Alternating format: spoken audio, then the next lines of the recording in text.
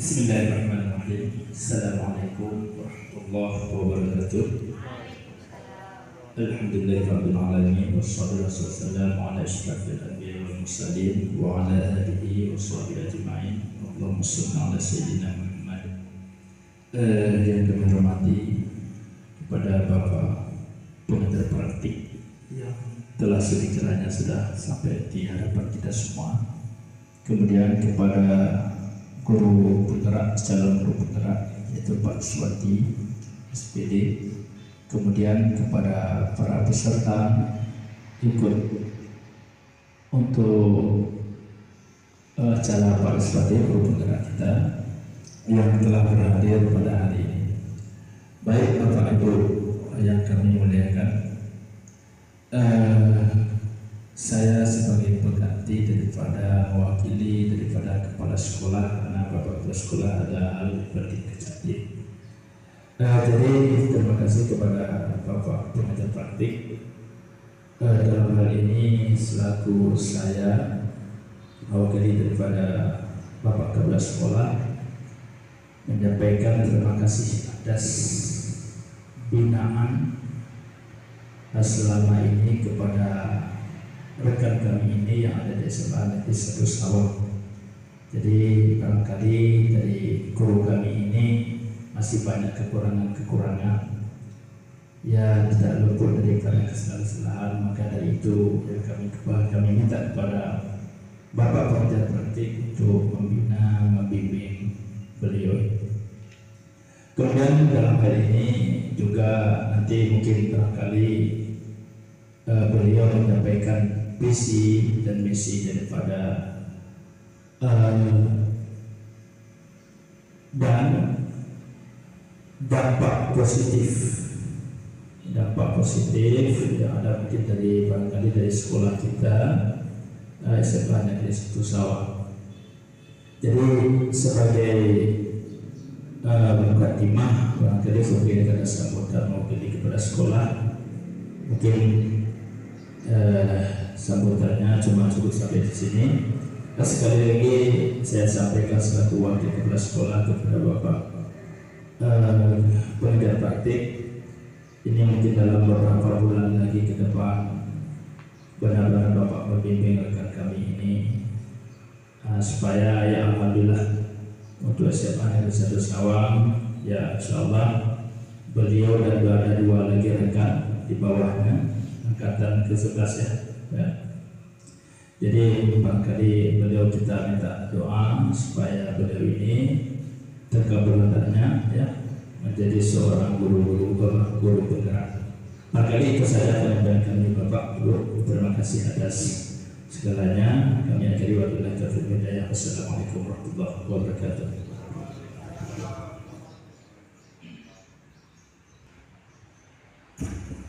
Terima kasih atas sambutan yang disampaikan oleh Kepala Sekolah kaum yang mewakili. Untuk selanjutnya kita minta atas sambutan dari pengajar praktek kepada Bapak Kami persilakan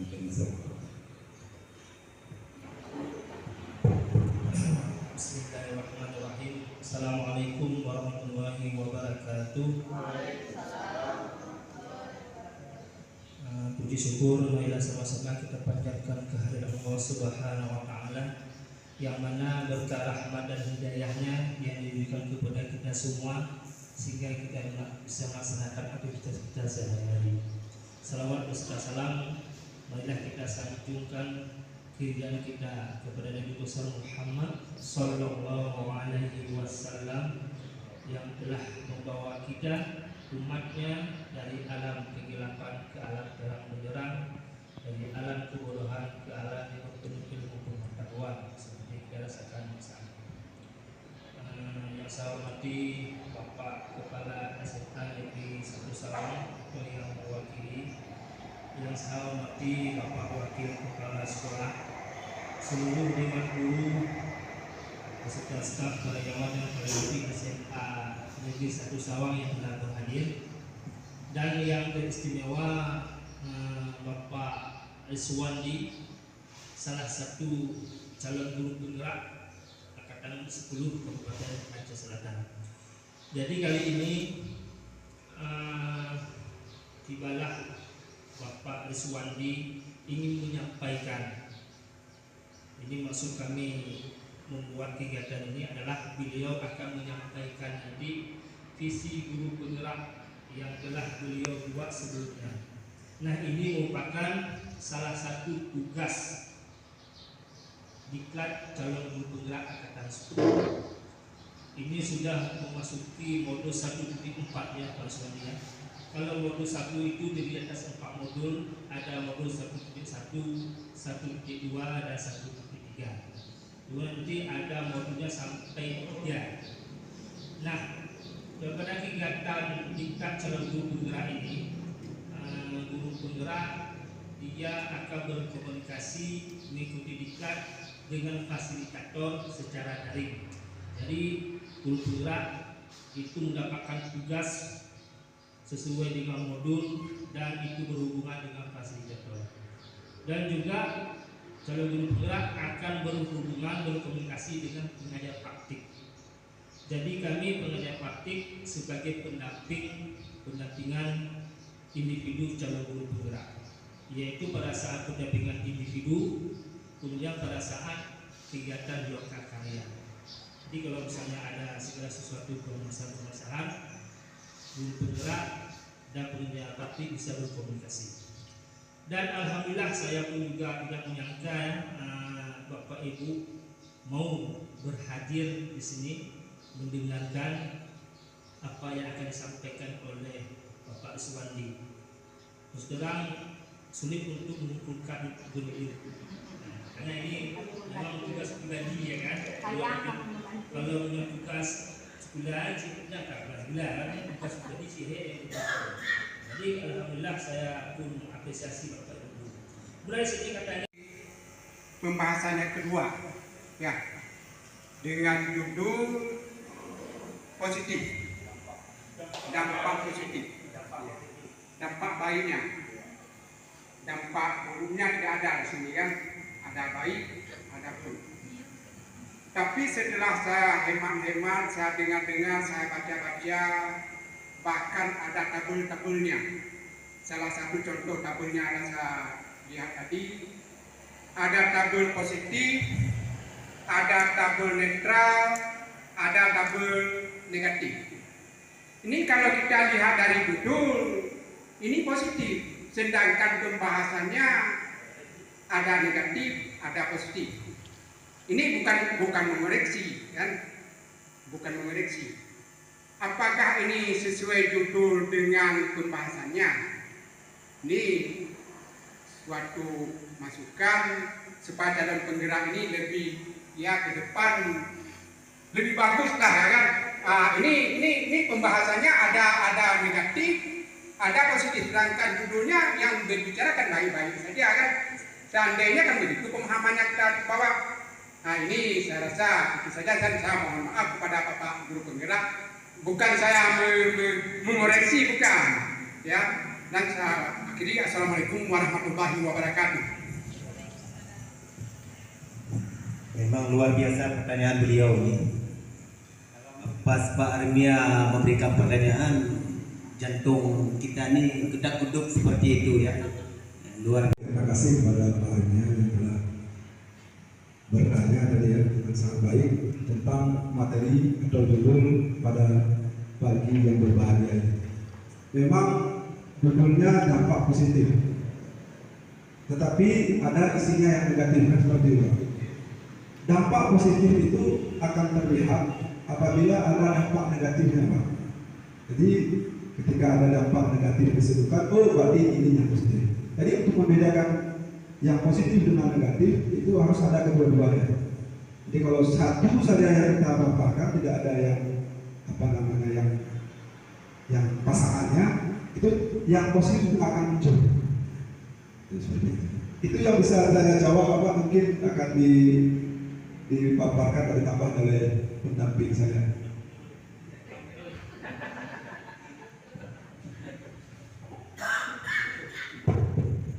Terima kasih. Oke Pak Arya. Jadi untuk melihat positif ada perbandingannya yang negatif. Ini sedikit ya masalah budaya positif ini. Program Guru Penggerak ini kalau kita baca modul-modulnya adalah berkaitan dengan filosofi Ki Hajar Dewantara. Nah, para guru penggerak ini dipersiapkan untuk menghadapi perubahan kurikulum yang tahun ajaran baru nanti akan berubah menjadi kurikulum merdeka. Nah, di kurikulum merdeka tersebut pembelajarannya mungkin pernah kita buat di pada kurikulum K13, cuma ubah-ubah di modul PPP. PPP dan Assalamualaikum warahmatullahi wabarakatuh. Untuk tahapan berikutnya saya akan menyampaikan pembebasan budaya positif di SMA Negeri Sukawang oleh Rizwandi SPD.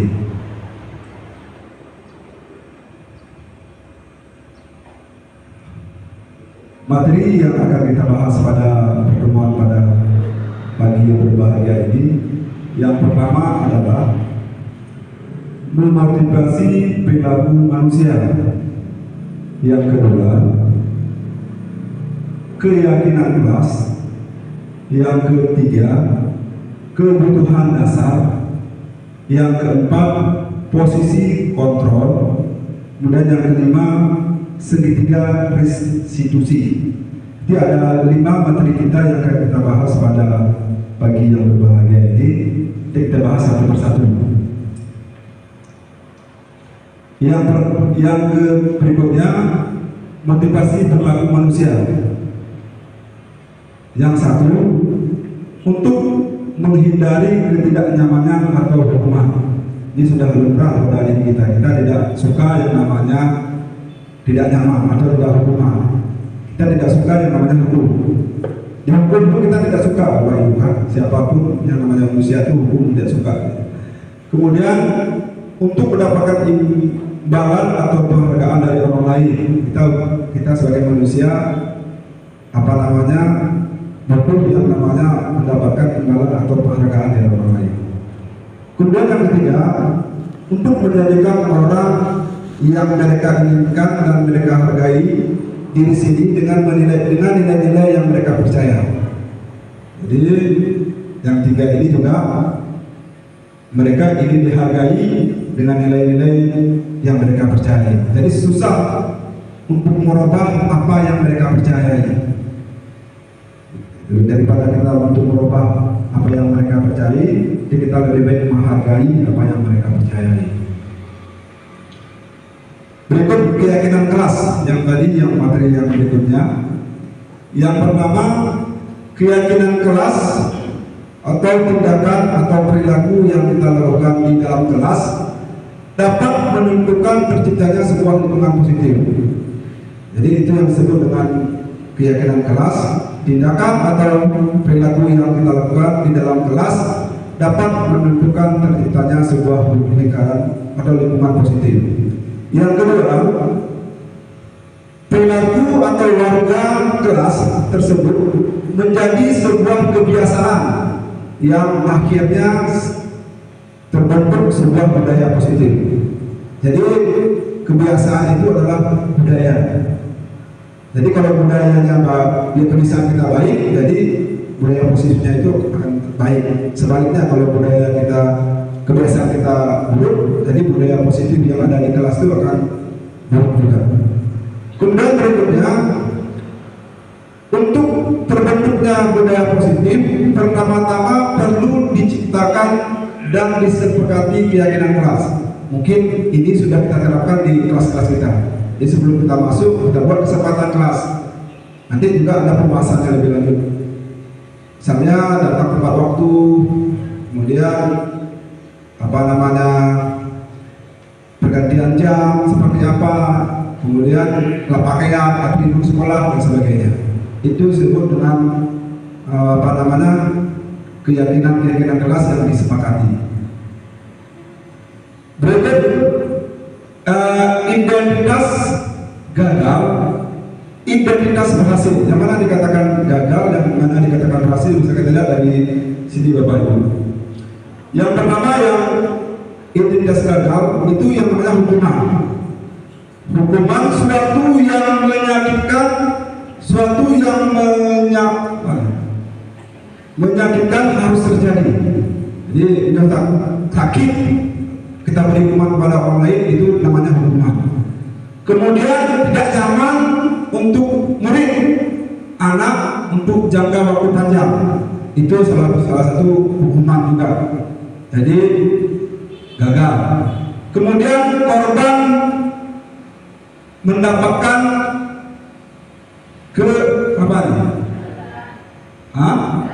keadilan. Korban mendapatkan keadilan, apakah dia hukuman atau berhasil atau gagal. Berikut perilaku pasif agresif meningkat. Kemudian sistem tidak akan berjalan bila murid tidak takut. Berikutnya, berlaku hanya pada sebuah intuisi, tidak berlanjut pada kehidupan nyata.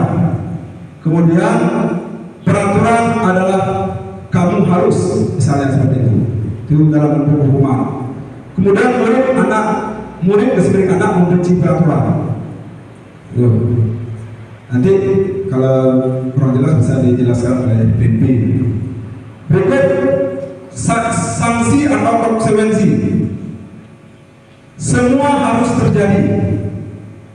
Kemudian tidak nyaman untuk murid anak dalam jangka waktu pendek.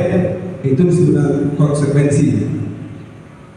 Korban bisa diabaikan. Ini apakah nanti ini hukuman atau konsekuensi, kita lihat. Kemudian murid dan sebagian anak dibuat tidak nyaman. Penguatan hanya bertahan dalam jangka waktu pendek. Memerlukan monitoring dan supervisi terus-menerus dari guru.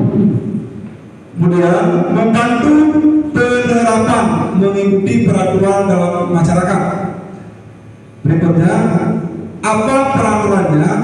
Mampukah kamu melakukannya? Terima kasih. Murid dan sebagian anak menghormati peraturan. Kemudian restitusi yang ditawarkan, yang pertama adalah merupakan pilihan. Kemudian yang kedua, mengeluarkan untuk murid dan sebagian anak dalam jangka waktu panjang. Korban mendapatkan ganti, kemudian murid anak mendapatkan penguatan, masalah terpecahkan. Berikut murid belajar bertanggung jawab untuk perilakunya, fokus pada pemecahan masalah dalam jangka waktu panjang. Berikutnya, apa yang kamu yakini, apa yang bisa kamu lakukan untuk memperbaiki masalah ini. Murid dan sebagian anak menghormati diri dan orang lain. Ini restitusi yang ditawarkan untuk menyelesaikan masalah yang ada di sampingnya. Berikut negatif, netral, dan positif. Negatif, awas kalau dilakukan lagi, ya nanti awas kamu. Itu yang negatif. Kemudian metode paksaan. Kemudian mendorong menyalahkan diri. Berikut konsep diri buruk. Murid dan sebagian anak belajar menyembunyikan kesalahan, mencoba mengontrol anak dengan penguatan negatif, misalnya membayar lepas kesalahan. Kemudian dampak pada murid marah, merasa bersalah, rendah diri, mengasingkan diri. Kemudian tiba-tiba tidak diharapkan atau sangat melukai, dibuat oleh guru, menyakitkan guru, menjalani konsekuensi dengan menyalahkan, mengkritik, menyindir, dan merendahkan. Ini disebut dengan perilaku yang negatif. Kemudian netral, perilaku yang netral. Lakukan apa yang saya katakan, kalimatnya seperti itu. Kemudian stimulus. Berikutnya mendorong kepatuhan, konsep diri baik. Murid garis miring anak belajar taat peraturan. Kemudian mencoba mengontrol anak dengan penguatan positif. Kehilangan hak waktu jeda seorang diri. Pengamanan kemudian sudah diketahui masuk akal, dibuat oleh guru dan murid, membantu guru menyatakan peraturan, melakukan peringatan dan menerapkan konsekuensi. Itu hal yang netral. Kemudian hal yang positif, apakah hal ini yang sungguhnya ingin kamu lakukan? Itu hal yang positif. Kemudian teori kontrol, kemudian mendorong disiplin positif, kemudian konsep diri kuat, murid dan sekeliling anak belajar memecahkan masalah. Kemudian anak paham bahwa dirinya sendiri yang memegang kendali kontrol. Berikut, murid dan sekeliling anak tidak kehilangan waktu namun bersemangat untuk memperbaiki diri. Kemudian berupa undangan untuk mengadakan restitusi dibuat oleh murid dan sekeliling anak, menguatkan guru, menyebutkan keyakinan kelas, membimbing kerangka acuan berpikir restitusi murid dan sekeliling anak. Berikut pembentukan keyakinan kelas. Baik, yang pertama, keyakinan kelas itu bersifat lebih abstrak daripada peraturan yang lebih rinci dan konkret. Berikut pembentukannya, keyakinan kelas berupa pernyataan universal. Berikut, keyakinan kelas senantiasa dibuat dalam bentuk positif. Berikutnya, keyakinan kelas hendaknya tidak terlalu banyak sehingga mudah diingat dan sebaiknya sesuatu yang dapat diterapkan di lingkungan tersebut. Berikut, semua warga kelas hendaknya ikut berkontribusi dalam pembuatan keyakinan kelas lewat curhat pendapat. Itu ada isi pendapat. Kemudian bersedia meninjau kembali keyakinan kelas dari waktu ke waktu. Jadi keyakinan kelas itu bisa saja berubah ketika keadaan atau situasi yang tidak memungkinkan. Berikut, ini agak panjang Bapak Ibu, mohon bersabar sebentar lagi. Guru tugasnya, murid tugasnya. Kemudian guru tugasnya bukan. Guru tugasnya bukan. Kita simak salah satu kalimatnya. Guru tugasnya mengajar, yang seperti biasa kita lakukan. Mendidik, tugas guru. Kemudian menjawab pertanyaan jika ada yang bertanya. Memberi nilai, mengatur kelas, menegakkan peraturan kelas dan sekolah, menjalankan keyakinan kelas, kemudian peduli terhadap semua murid. Itu tugas guru. Tugas murid belajar, kemudian membaca, menghasilkan yang terbaik dari diri, kemudian bertanya jika tidak paham, mengikuti peraturan, menjalankan keyakinan kelas, mendengarkan, memeriksa tugas kembali. Itu tugas murid. Kemudian yang di bawahnya tugas guru. Guru tugasnya bukan, ini pilihan ya, ada pilihan. Ketika kita lihat ini, menyakiti atau disakiti, itu berarti bukan tugas guru. Kemudian memaksa kamu untuk belajar, itu juga bukan tugas guru. Kemudian merapikan barang-barang murid, nah ini bisa jadi tugas, salah satu tugas, bisa jadi masuk ya, bisa jadi juga tidak, tergantung dari gurunya. Kemudian menyiapkan makanan atau barang-barang alat tulis, ini juga tergantung. Kalau sekolah tingkat bisa jadi, tapi kalau kita SMA bukan tugas guru. Berikutnya tugas guru atau bukan. Menyakiti atau disakiti, bukan tugas guru. Mengeluh, kita tidak boleh mengeluh Bapak Ibu. Itu bukan tugas guru, mengeluh. Curhat mengeluh. Kemudian merusak darah pribadi orang lain, itu juga bukan tugas guru. Melakukan tugas guru, nah ini dia tugas guru. Kemudian memutuskan untuk teman kamu, ini juga memutuskan untuk teman kamu, juga bukan dari tugas guru. Berikut Bapak Ibu, 5 kebutuhan dasar manusia. Seluruh tindakan manusia memiliki tujuan tertentu. Semua yang kita lakukan adalah usaha terbaik kita untuk mendapatkan apa yang kita inginkan. Ketika kita mendapatkan apa yang kita inginkan, sebetulnya saat itu kita sedang memenuhi atau lebih dari satu kebutuhan dasar kita, yaitu yang pertama Bapak Ibu, kebutuhan untuk bertahan hidup, survival. Jadi kita butuh yang namanya bertahan hidup.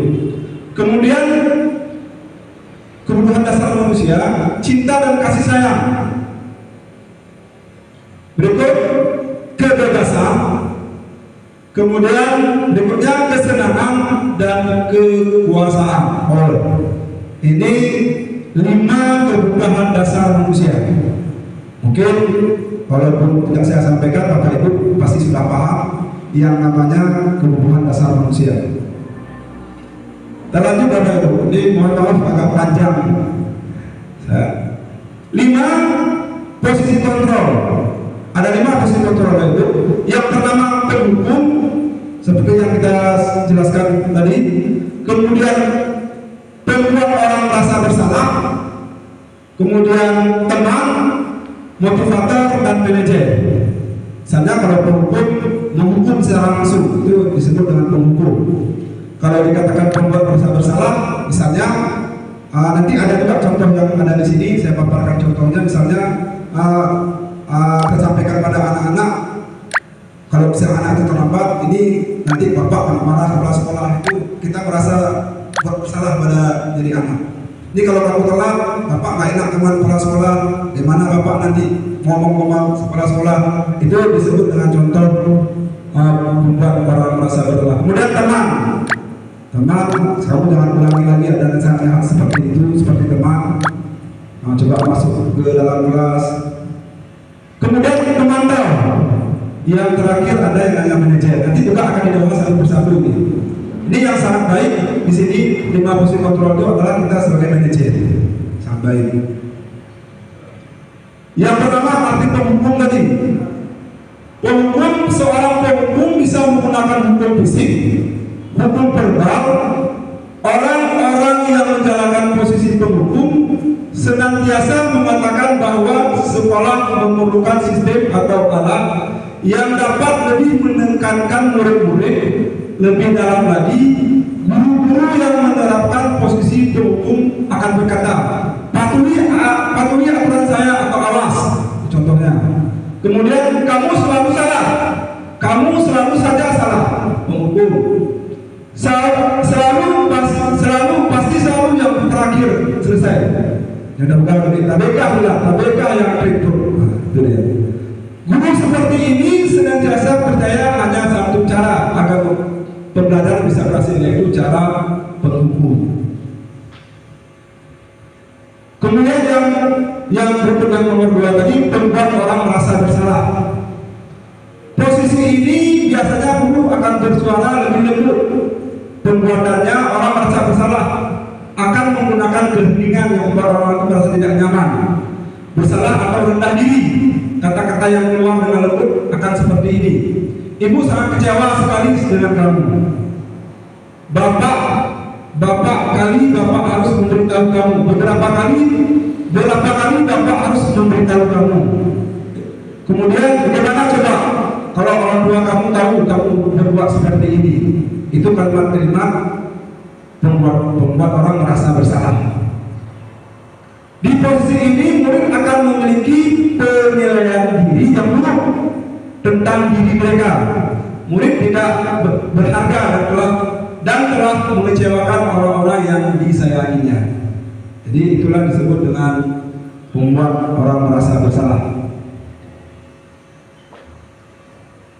Kemudian teman guru pada posisi ini tidak akan menyakiti murid, namun akan tetap berupaya mengontrol murid melalui persuasi. Posisi teman pada guru ini bisa negatif atau positif. Positif di sini berupa hubungan yang baik terjadi antara guru dan murid. Dan guru di posisi teman menggunakan hubungan baik dan humor untuk mempengaruhi seseorang. Mereka akan berkata seperti ini, Ayo bantulah lebih Bapak ya, teman-teman. Kemudian ayo ingatkan tidak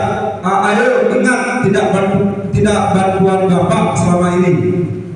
Ayo ingat tidak bantuan Bapak selama ini. Berikut, ya sudah kali ini tidak apa-apa, nanti Ibu bantu bereskan. Ini sering juga kita lakukan. Jadi kita hari ini kita lakukan adalah posisi sebagai teman. Hal negatif dari posisi teman adalah bila suatu saat guru tersebut tidak membantu, maka murid akan kecewa dan berkata, saya pikir Bapak Ibu teman saya. Murid merasa dikecewakan dan tidak mau lagi berusaha. Hal lain yang mungkin timbul adalah murid hanya bertindak untuk guru tertentu dan tidak untuk guru lain. Murid akan tergantung pada guru tersebut. Ini dampak positif negatif dari teman tadi. Berikut monitor atau pemantau. Monitor berarti mengawasi.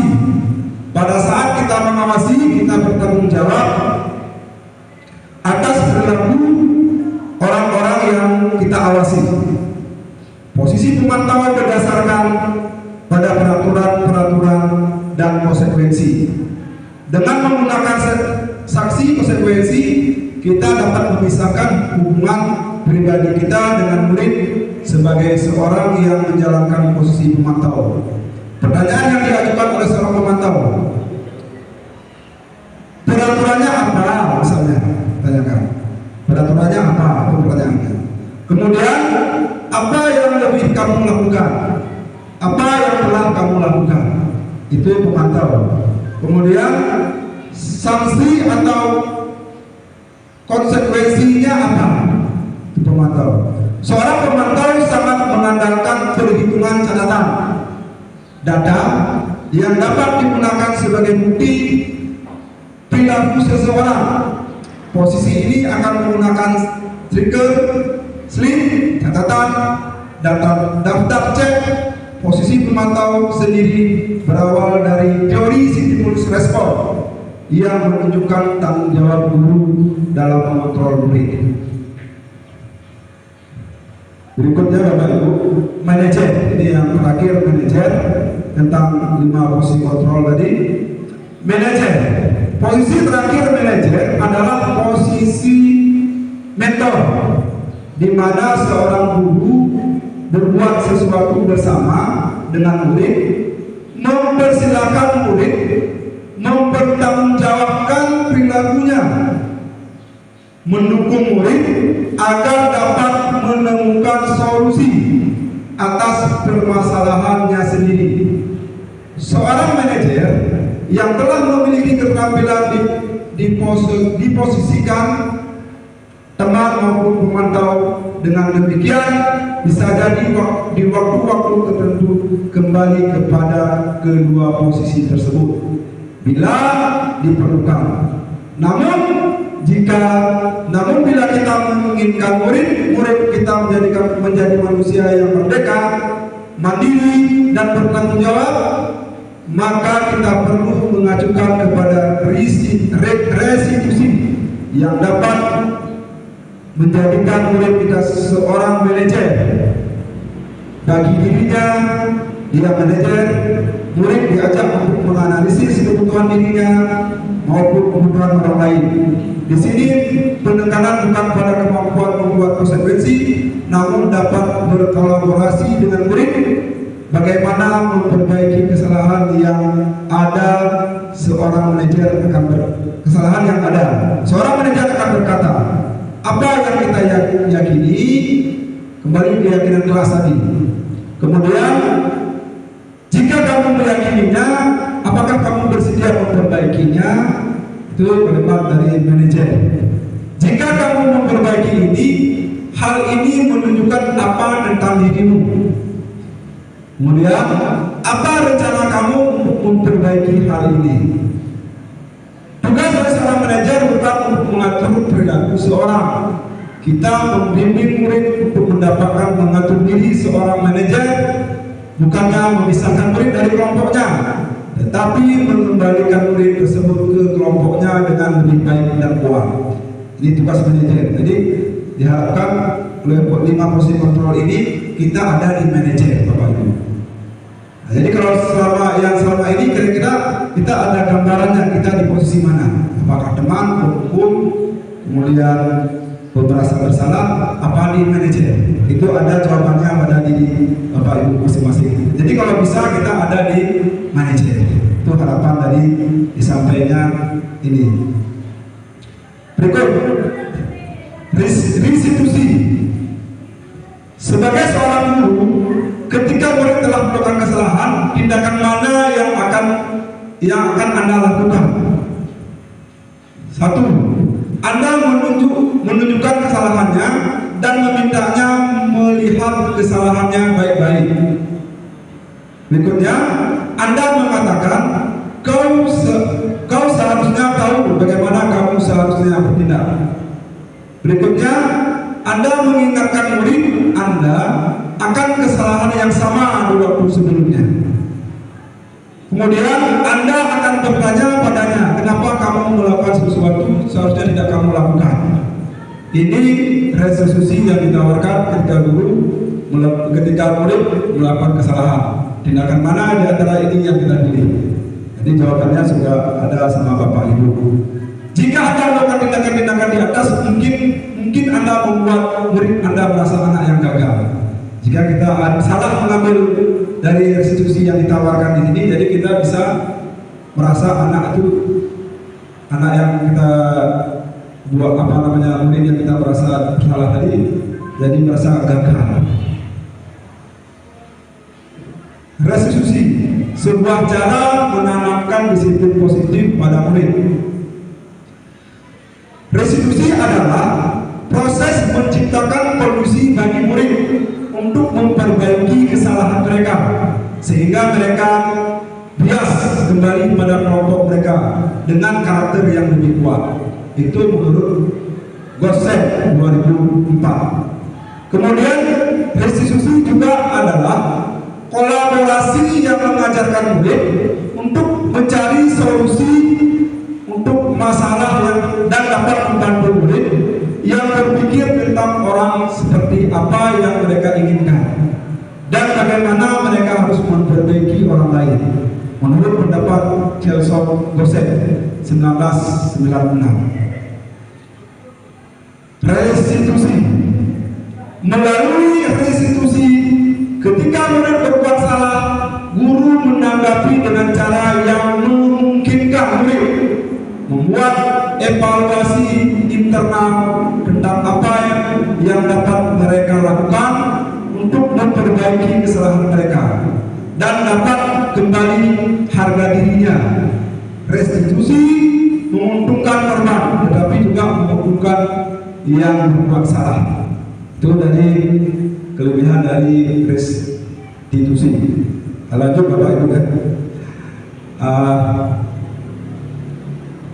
Ada peluang luar biasa bagi murid untuk bertumbuh ketika mereka melakukan kesalahan.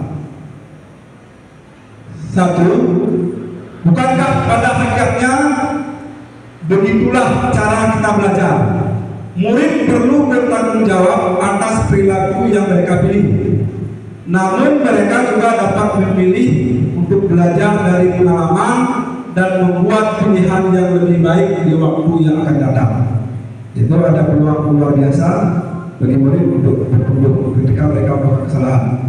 Kemudian, ketika guru memecahkan masalah, perilaku mereka, murid akan kehilangan kesempatan untuk mempelajari keterampilan yang berharga untuk hidup mereka. Jadi ketika guru memecahkan masalah perilaku mereka, murid akan kehilangan kesempatan untuk mempelajari keterampilan yang berharga untuk kehidupan mereka. Kasus ini ada kasus juga, ini contoh kasus. Jadi ada contoh kasus. Selaku lanjut dengan restitusinya bagaimana dalam keluarnya. Di sini ada Sabrina pada hari itu bangun terlambat dan berburu sampai di sekolah. Dia pun akhirnya sampai di gerbang sekolah, tapi baru menyadari kalau tidak menggunakan sepatu hitam. Tragedi bermula di pelabuhan sekolah. Di depan pintu kelas, Bapak Lukman memperhatikan sepatu Sabina yang berwarna putih. Sabina berusaha menjelaskan bahwa dia terburu-buru dan salah mengenakan sepatu. Pak Lukman bertanya, Sabina, apa peraturan sekolah tentang seragam dan warna sepatu? Sabina menjawab, sudah mengetahui sepatu harusnya berwarna hitam, namun terburu-buru dan salah mengenakan sepatu. Selain tidak mungkin kembali pulang karena rumahnya jauh sekali, Pak Lukman tetap bersikeras kepada peraturan yang berlaku dan mengatakan, iya sudah, kamu sudah melanggar peraturan sekolah, kamu salah, sudah terlambat, salah pulang warna sepatunya. Sabina meminta maaf dan memohon kembali kepada Pak Lukman agar dapat tetap mengenakan sepatunya dan berjanji tidak akan mengulang kesalahannya. Namun Pak Lukman, kamu telah melanggar peraturan sekolah. Kamu tidak sanggup, tidak tahu menahu, ya, tidak ambil sepatu dari rumah atau diantar sepatu ke sekolah. Ya sudah, kamu tidak usah bersepatu saja seharian di sekolah. Sekarang copot sepatumu dan silakan belajar tanpa sepatu seharian. Sabina pun dengan berat hati mencopot sepatunya dan memberikannya kepada Pak Lukman. Seharian dia tidak berani berkeliling sekolah karena malu dan lebih banyak berdiam diri di kelas tanpa alas sepatu. Ando dan Dino, kasus buah, sedang bermain bersama di lapangan basket dan tiba-tiba terlibat dalam sebuah pertengkaran atau adu mulut. Dino pun menjadi emosi dan mengadakan kontak fisik, menarik ke meja Ando dengan kasar sampai 3 kancing terlepas. Pada saat itu guru piket langsung melerai mereka dan membawa mereka ke ruang kepala sekolah. Ibu kepala sekolah, Ibu Suti, menanyakan Dino tentang keyakinan sekolah yang telah disepakati, yaitu tentang sikap saling menghormati. Ibu Suti melanjutkan bertanya kepada Dino, bersedia memperbaiki kesalahan yang telah dilakukan terhadap Anto. Dino pun mengaku. Kemudian Ibu Suti balik bertanya kepada Anto, apa kebutuhan Anto dalam peristiwa ini? Anto menjawab, saya perlu kancing, saya diperbaiki Pak. Bu, ibu saya akan sangat marah kalau melihat kancing baju sampai copot 3 kancing begini. Ibu Suti pun kembali bertanya kepada Dino, apa dia bersedia menjahit kembali ketiga kancing Anto? Sebelum kesal, Dino menanggapi, menjahit? Mana saya tahu bagaimana menjahit Pak. Ibu Suti meneruskan, apa kamu bersedia belajar menjahit? Dino berpikir sejenak, memandang ke meja Anto dan menanggapi, yang mengajari saya siapa Bu? Dengan cepat Ibu Suti menjawab, Pak Irfan, Bu datang ke sana. Dino menyetujui dan sepanjang siang itu belajar menjahit dan memperbaiki kemeja Anto. Terakhir terlihat pada jam pulang sekolah, kedua anak lelaki tersebut sudah bercengkrama dan bersenda gurau kembali. Ini contoh kasus yang kedua. Terima kasih. Sampai di sini presentasi pada pagi yang berbahagia ini sangat panjang Bapak Ibu ya. Ini ada diskusi Pak. Nah, kalau ada pertanyaan nanti bisa ditanyakan kembali. Terima kasih atas paparan yang telah disampaikan kepada kita semua Bapak dan Ibu oleh calon guru penggerak kita angkatan 10 atas nama Pak Arsul SPD. Begitu panjang lebar, begitu rinci beliau sampaikan kepada kita materinya. Itu dituntut kita di sini salah satunya kita harus menjadi manajer dalam proses pembelajaran sehingga kita bisa untuk mengevaluasi sehingga apa yang kita lakukan itu benar-benar dalam keadaan sukses dan tidak gagal dalam proses pendidikan yang kita lakukan kepada didik kita. Baik Bapak dan Ibu, mungkin dalam penjelasan beliau tadi ada yang paham atau ada hal yang keliru perlu ditanyakan kepada Ibu. Untuk itu waktu dan kesempatan kami berikan kepada Bapak dan Ibu. Kepada Bapak dan Ibu, silakan untuk bertanya. Baik, ini ada saudara kita dari Kasabah Menteri Seluruh Tata Tuhan ini, Pak Armia. Assalamualaikum warahmatullahi wabarakatuh.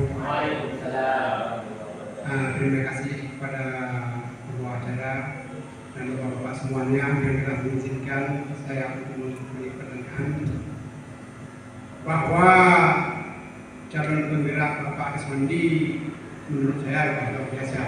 Ya.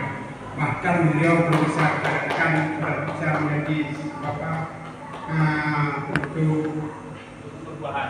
Iya, untuk perubahan. Untuk perubahan. Widya suara lah yang beliau bisa ya.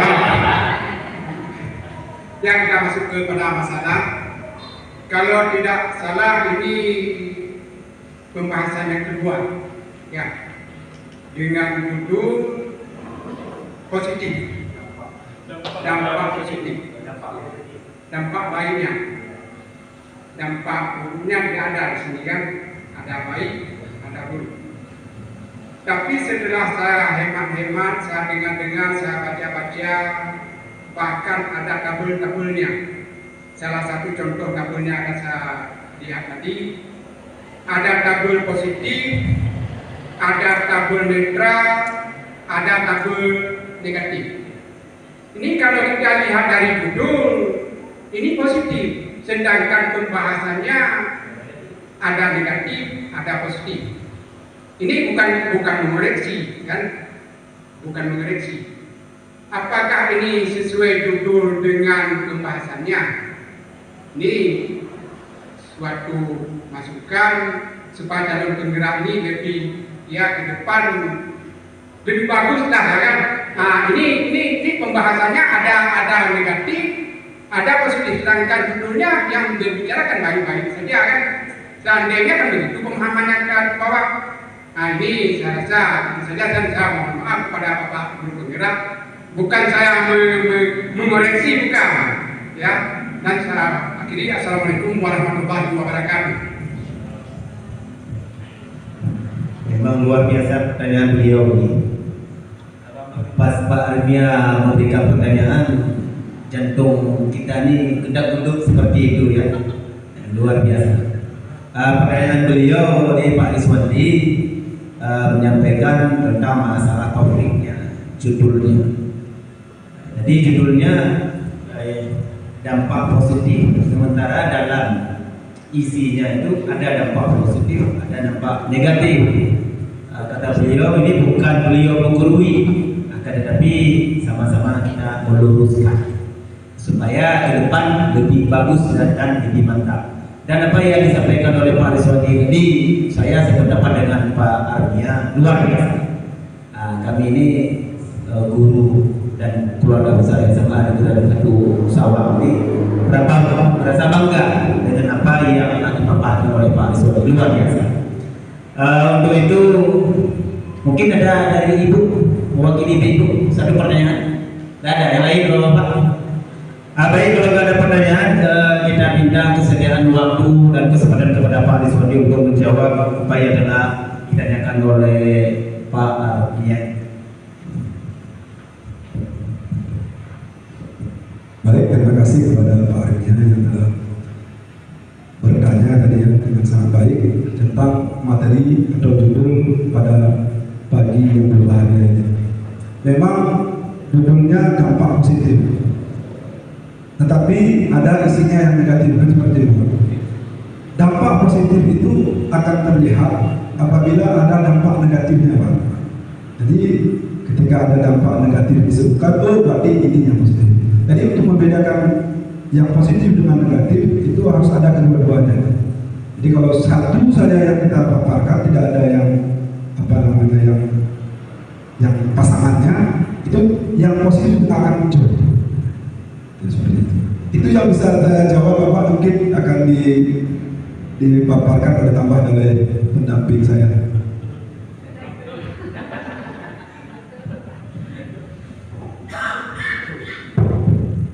Terima kasih. Oke Pak Leo. Jadi untuk melihat positif harus ada perbandingannya yang negatif. Paham? Ini sedikit yang masalah budaya positif ini. Program guru penggerak ini kalau kita baca modul-modulnya adalah berkaitan dengan filosofi Ki Hajar Dewantara. Nah, para guru penggerak ini dipersiapkan untuk menghadapi perubahan kurikulum yang tahun ajaran baru nanti akan berubah menjadi kurikulum merdeka. Nah, di kurikulum merdeka tersebut pembelajarannya mungkin pernah kita buat di pada kurikulum K13, cuma ubah judul doang berpihak pada murid, ngaji dan sebagainya. Kemudian nanti membuat keyakinan kelas ada juga. Kemudian membuat siswa aktif, kreatif dan menyenangkan itu juga sudah kita lakukan. Dan juga membuat siswa yang berkarakter itu di K13 dan tidak boleh dianggap. Cuman berubah-ubah saja. Cuma nanti di modul itu MPP. Bukan MPP nanti baru belajar MPP sih kan. Nah ada CP capaian pelajaran dan lain sebagainya itu sama saja. Cuma baru saja. Nah untuk pembelajaran seperti ini mungkin sudah kita lakukan. Cuma ini untuk memperdalam lagi. Yang intinya adalah yang disampaikan kalau filosofi Ki Hajar Dewantara adalah kita harus memperhatikan kebutuhan belajar siswa, memperhatikan kebutuhan belajar siswa ini. Nah di sini ada tadi katanya posisi kontrol, ada 5 posisi kontrol, ada yang membuat sebagai penghukum, kemudian sebagai teman, dan terakhir tadi ada sebagai manajer. Nah selama ini kan kita tidak tahu apa posisi kita sebagai guru ini, apa posisi kita. Oh ternyata selama ini kita membuat anak itu merasa sakit pada nyawa, pala pada nyawa, berarti kita adalah sebagai penghukum. Kayak dia itu, nyokap Bandung ngajak kayak dia kayak enak ya, itu lagi yang simandu dan sebagainya kan. Nah ternyata adalah kita sebagai penghukum. Nah dari tujuan Ki Hajar Dewantara adalah kita harus sebagai manajer. Artinya adalah siswa tersebut janganlah merasa dia itu merasa bersalah, dan setidaknya dia bisa mempunyai potensi diri untuk melakukan perubahan-perubahan tersebut. Nah kita ini sebagai guru yang akan memotivasinya. Yang namanya ada segitiga, ada institusi nanti. Ada institusi, yaitu di mana jika siswa tersebut melakukan kesalahan-kesalahan, kita bawa dia di satu tempat, lagi bimbel, kita tanyakan apa permasalahannya. Seperti tadi Pak Lukman tadi ada siswa yang lahir sepatu yang kayu hukuman. Karena Pak Lukman mengadakan sesuai dengan aturan, padahal kan si siswa tersebut tidak sengaja ya. Tapi kita ini sebagai sebagai penghukum, sebagai karena kita mempunyai aturan sehingga kita membuat siswa tersebut merasa bersalah. Jadi sebab kita sebagai guru apa? Kita panggil dulu siswa tersebut apa permasalahannya. Kemudian nanti siswa tersebut yang akan mencari solusinya, bukan kita. Siswa tersebut yang akan mencari solusinya. Dan lagi apa? Jadi dino nale kita harus menghamba pada siswa. Yang lebih kami berdarah juga. Dan juga pernah kami diskusikan, tanya kon agak sensitif bahasa menghamba. Kan menghamba kepada Allah Ta'ala. Tapi yang ingat karena Ki Hajar Dewantara orang Jawa maka agak ilmu jadi ibarat kata menghambanya adalah kita melihat kebutuhan dia. Apa kebutuhan dia? Nah kalau kita gugur dan kita dulu harus menghamba kepada sesuatu yang kepada dan pun tak terapkan pada yang kaya juga. Tajuk no, kalau orang Jawa kan ada nomor, terserah pada orang apa. Jangan juga nanti anak-anak sini kenapa kamu aneh bungo ni orang.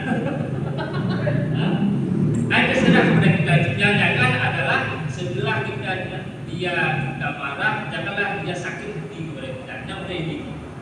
Kita panggil dia baik-baik. Maknanya kerana anda saya lebihnya payah. Harus kita punya anak menjawab anak sini. Itu sudah sama kita lah.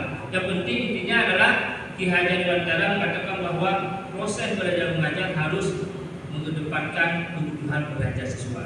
Kemudian ada posisi kontrol, di mana posisi kita sekarang. Apakah sebagai manajer, apakah sebagai teman, apakah sebagai penghukum. Tinggal kita pilih. Yang jelasnya kita harus menjadi manajer. Itu intinya yang kita harus. Lagi apa?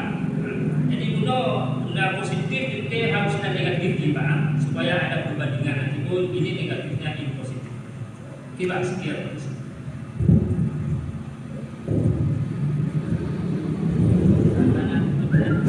Terima kasih atas penjelasan dan penyampaian yang ditambahkan oleh guru pendamping praktek. Kemudian apa yang disampaikan tadi mudah-mudahan bisa menambah ilmu pengetahuan bagi kita semua kepada ibu. Untuk selanjutnya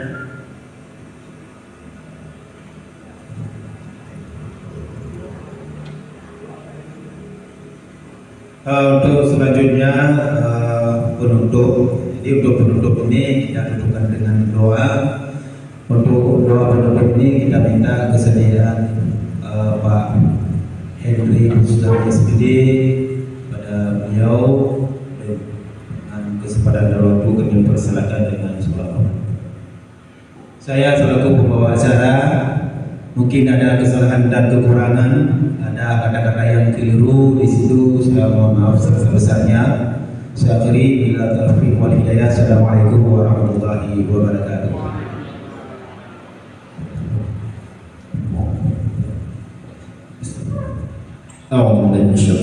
Bismillahirrahmanirrahim. Alhamdulillahirrabbil wassalatu wassalamu ala asyrafil anbiya'i wal mursalin wa ala alihi wa sahbihi ajma'in.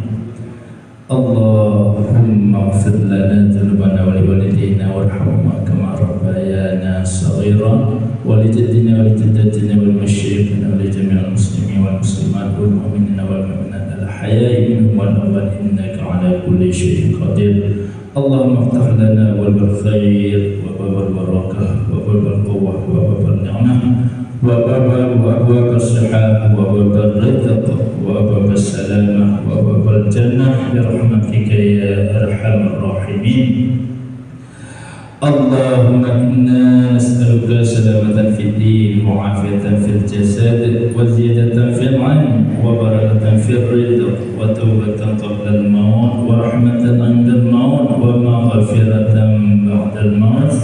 Allahumma hawwin 'alaina fi sakaratil maut wan najata min an-nar wal 'afwa 'inda al-hisab. Allahumma rabbana zalamna anfusana wa illam taghfir lana wa tarhamna lanakunanna minal khasirin. Rabbana la tuzigh qulubana ba'da idh hadaytana wa hab lana min ladunka rahmah innaka antal wahhab. Rabbana hab lana min azwajina wa dhurriyyatina qurrata a'yun waj'alna lil muttaqina imama. Allahumma innaka 'afuwwun karimun 'alimun tuhibbul 'afwa fa'fu 'anna ya karim. Rabbana atina min ladunka rahmah وهيئ لنا من أمرنا رشدا. ربنا آتنا في الدنيا حسنة وفي الآخرة حسنة وقنا عذاب النار. وصلى الله على سيدنا محمد وعلى آله وصحبه وسلم. سبحان ربك رب العزة عما يصفون وسلام على المرسلين والحمد لله رب العالمين. الفاتحة.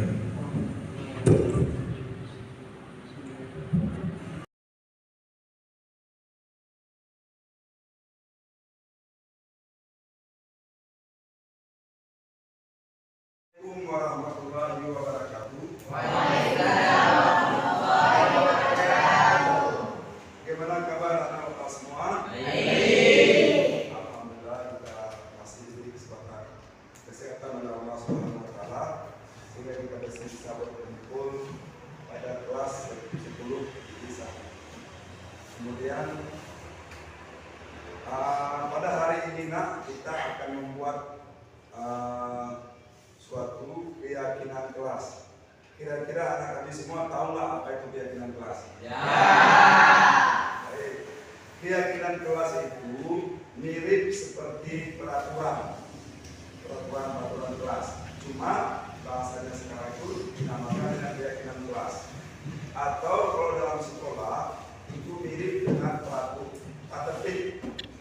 kereta elektrik? Nah, pernah ya? Itu yang sudah ditempelkan oleh sekolah. Kalau sekarang namanya keyakinan kelas. Nanti kita sama-sama membuat keyakinan kelas. Gimana contoh keyakinan kelas? Keyakinan kelas itu misalnya bertanggung jawab, kemudian menjaga kebersihan. Kemudian keyakinan kelas juga harus dengan kalimat yang positif, tidak boleh dengan kalimat yang negatif. Misal dilarang buang sampah sembarangan. Bukan baik kan? Tetapi karena ada kalimat negatif dilarang di situ, jadi tidak digunakan. Jadi sebaiknya menggunakan kalimat yang positif. Seperti apa contohnya? Menjaga kebersihan lingkungan kelas misalnya. Paham anak kami? Nanti Bapak akan membagikan kertas yang sudah Bapak siapkan. Kalian bisa menulis keyakinan kelas yang kalian merasa itu butuh. Karena keyakinan kelas itu sesuai dengan kebutuhan kalian. Misalnya bertanggung jawab menjaga kebersihan kelas, misalnya seperti ini. Itu kan ada piket kan? Nah, itu dibuat keyakinan sesuai dengan kebutuhan. Keyakinan kelas itu kenapa dibuat? Karena sesuatu yang kalian yakini akan lebih memudahkan kalian itu untuk bertanggung jawab. Sesuatu yang sudah kita yakini, kita dengan sadar diri, dengan diri sendiri, kita bisa bertanggung jawab apa yang sudah kita yakini tersebut. Paham nak? Sekarang Bapak bagikan kertas ini. Nanti kertas ini kan ada yang sama. Misalnya, kalian buat bertanggung jawab misalnya. Nanti ketika ada yang sama, Bapak kumpulkan, Bapak jadikan satu. Setelah itu Bapak tempelkan nanti ini apa namanya? 5D ya, 5D. Mohon maaf, nanti Bapak bagikan. Setelah itu Bapak kumpulkan. Nanti juga ada yang namanya absen, bahwa kalian sudah membuat kesepakatan kelas. Kesepakatan kelas juga kerjasama dengan wali kelas, dan kepala sekolah, dan juga guru tidak suri. Tentu dengan anak kami semua. Nah, sekarang Bapak bagikan ya.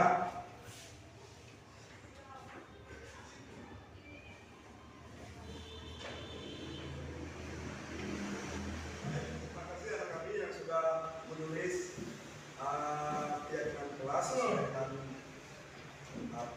pilihan masing-masing, sesuai dengan kebutuhan masing-masing. Di sini sudah Bapak sudah kalian, nanti Bapak baca beberapa contoh kelas yang sudah kalian buat. Di sini Bapak memilih ketika ada yang sama. Misal di sini ada yang sama menjaga kebersihan dan merawat fasilitas kelas. Misalnya. Jika ada beberapa orang sama, kita ambil satu. Kemudian yang lain ada juga yang mandiri, dia tidak boleh. Nanti kalimatnya Bapak tambah, tidak boleh mencontek pada teman, misalnya nanti ya, mampu menyelesaikan masalah sendiri. Nanti Bapak tulis, kemudian Bapak tempelkan tadi. Ya, beberapa yang sudah kalian tulis, kalian sepakati, ini juga tentu sesuai dengan kebutuhan kalian. Kemudian juga Bapak kalian sudah menandatangani di sini. Kalian sudah menandatangani, artinya sudah kalian teken, artinya kalian buat dengan sebetul-betulnya kalian buat, dengan seyakin-yakinnya. Jadi mudah-mudahan keyakinan kelas ini bisa berjalan dan kalian bisa mentaati peraturan yang sudah kalian sepakati. Paham anak-anak semua? Sampai di sini pembuatan keyakinan kelas pagi ini. Assalamualaikum warahmatullahi wabarakatuh. Waalaikumsalam warahmatullahi wabarakatuh. Warahmatullahi wabarakatuh. Perkenalkan, nama saya Afur Amirati dari kelas 10 IS.